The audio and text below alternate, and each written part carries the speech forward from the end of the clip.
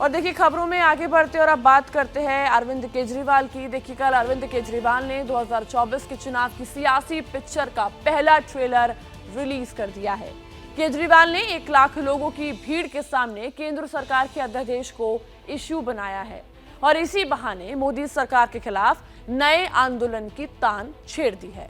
अब सवाल यह है कि क्या अरविंद केजरीवाल ने लोकसभा चुनाव के लिए मोदी के सामने खुद पीएम फेस के तौर पर प्रोजेक्ट कर दिया है?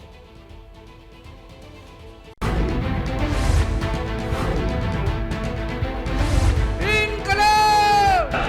इनकलाब! एक अहंकारी तानाशाह को इस देश से हटाने के लिए फिर से इकट्ठे हुए हैं दोस्तों।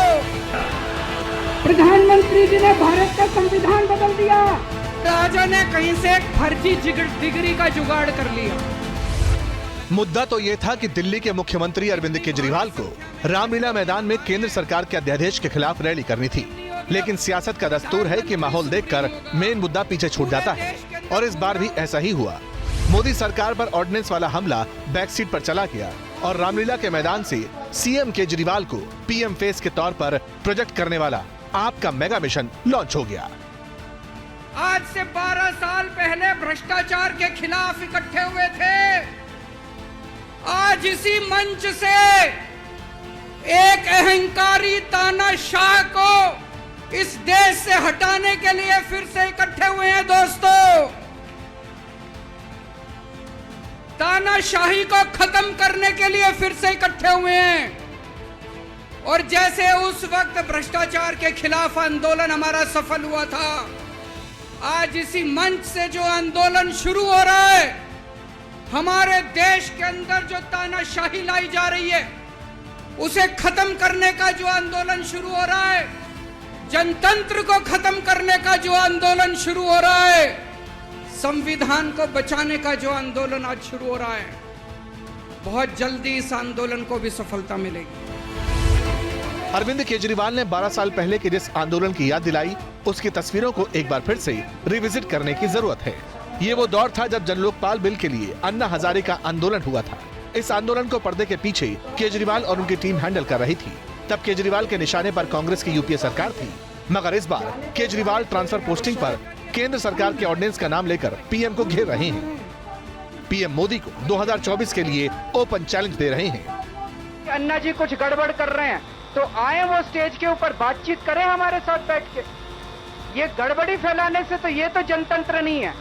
ये नहीं सिखाया था, वो कांग्रेस पार्टी के लोग हैं। कांग्रेस पार्टी में जवाहरलाल नेहरू ने, लाल बहादुर शास्त्री ने, महात्मा गांधी ने, इन लोगों ने ये नहीं सिखाया था उनको। जिस दिन इस देश की जनता जाग गई और सड़कों के ऊपर उतर के आ गई तो बड़ी से बड़ी सत्ता को भी उखाड़ के फेंक सकती है इस देश की जनता। पिछले 9 साल से देश के प्रधानमंत्री हैं।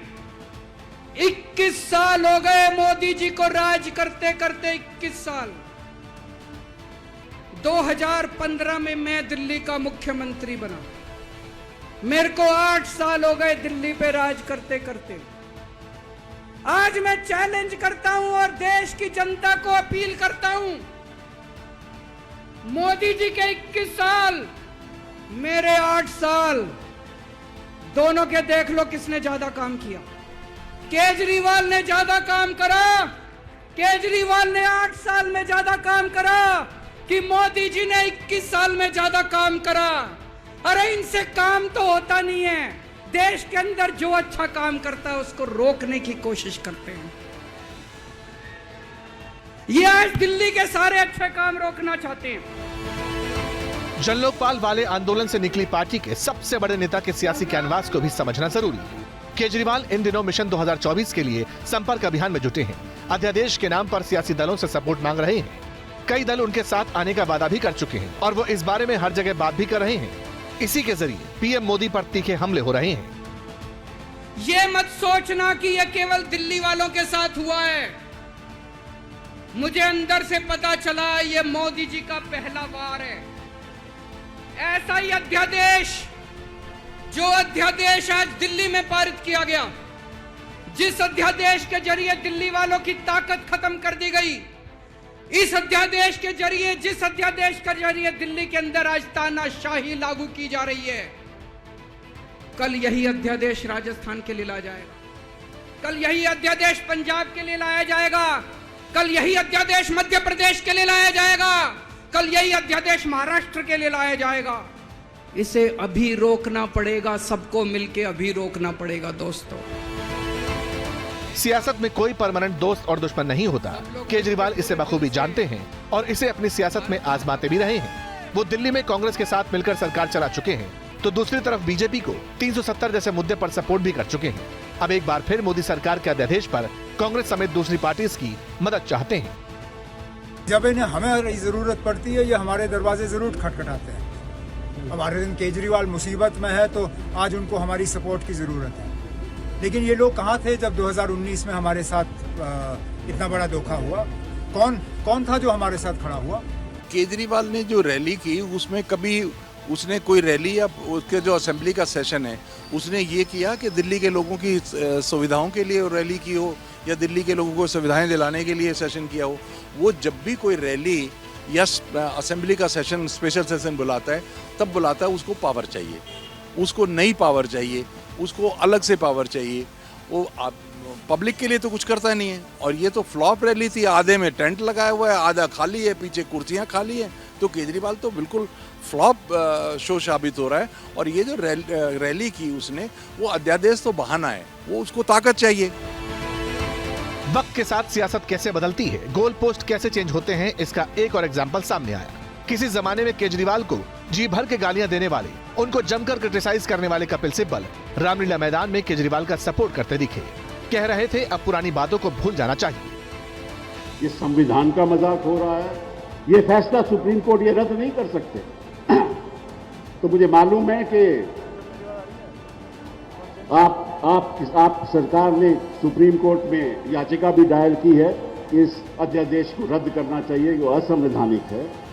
तो मुझे उम्मीद है कि सुप्रीम कोर्ट इसको रद्द करेगी। बहरहाल गुजरात चुनाव के बाद केजरीवाल का फोकस आने वाले विधानसभा चुनाव पर है और साथ ही लोकसभा चुनाव की तैयारियों पर भी जोर है। केजरीवाल जींद से मिशन हरियाणा की शुरुआत कर चुके हैं।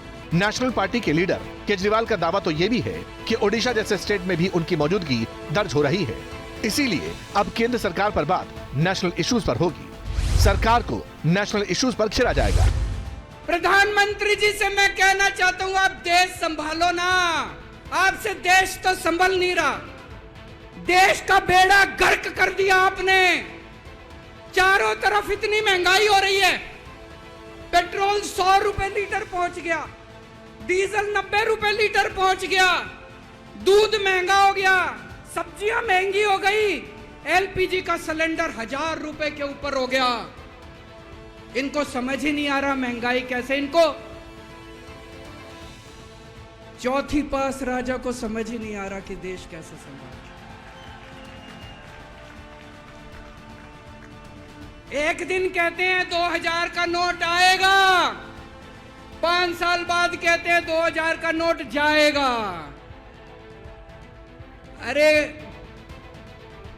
इनको समझ ही नहीं है। आप लोगों ने कोई समझदार प्रधानमंत्री बनाया होता, कम से कम ये तो बता देगा 2000 का नोट आएगा कि जाएगा। चारों तरफ बेरोजगारी फैली हुई है।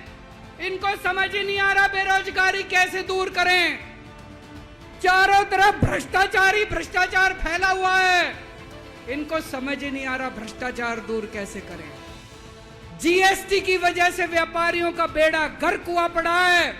इनको समझ ही नहीं आ रहा जीएसटी को कैसे ठीक करें। एक बारी रेल में जाके देखो, इन्होंने रेलवे का क्या हाल कर दिया। पूरी रेलवे का बेड़ा गर्क कर दिया। हमला सीधा प्रधानमंत्री पर था, इसलिए बीजेपी ने भी केजरीवाल पर तीखा पलटवार किया। रामलीला मैदान को 1-2 दिन बाद थोड़ा सा कुछ शुद्ध जल से छिड़काव करके शुद्ध करना पड़ेगा। क्यों? क्योंकि मुझे वो रामलीला मैदान याद आ रहा था। वो समय आ रहा था जब इसी रामलीला मैदान में अन्ना हजारे के साथ यही व्यक्ति बैठा था। और उद्देश्य क्या था? India against corruption. उद्देश्य क्या था? भ्रष्टाचारियों से मुक्ति। आज उसी रामलीला मैदान में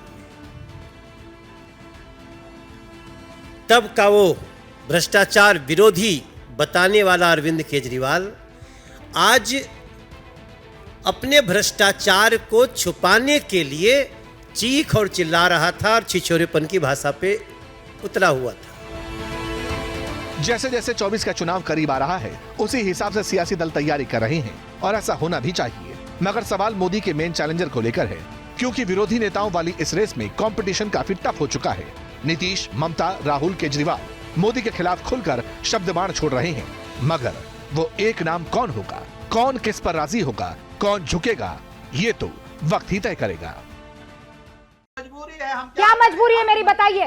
मैं अभी आपको बताती हूँ कि मैंने ओए होए होए होए नमकीन के चटकारे लेते हुए टकटकी मार के डिबेट शो को पॉज रिपीट कर करके देख रहे हैं जोगिंदर जी। इनकी तरह आप भी देखें अपनी फेवरेट डिबेट्स को रिपीट कर और डाउनलोड कीजिए एबीपी लाइव ऐप अपने स्मार्ट टीवी पर।